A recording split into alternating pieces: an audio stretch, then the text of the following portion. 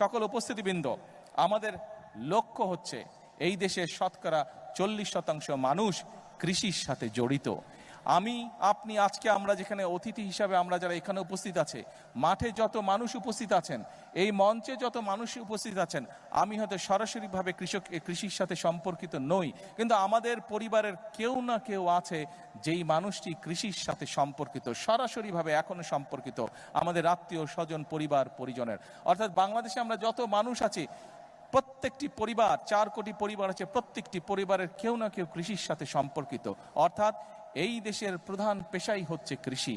আমি ব্যক্তিগত যে এই দেশের কৃষক যদি সচ্ছল থাকে, এই দেশের কৃষক যদি বেঁচে থাকে, এই দেশের কৃষক যদি ভালো থাকে, তাহলে সমগ্র বাংলাদেশ ভালো থাকতে পারবে, সমগ্র বাংলাদেশের মানুষ ভালো থাকতে পারবে। এবং উপস্থিতবৃন্দ, আমাদের আপনাদের ভোটে নির্বাচিত বর্তমান সরকারের লক্ষ্যই হচ্ছে কৃষককে আত্মনির্ভরশীল হিসাবে গড়ে তোলা, কৃষককে সচ্ছল হিসাবে গড়ে তোলা। সেই জন্যই এই কৃষক কার্ড আমরা দিয়েছি।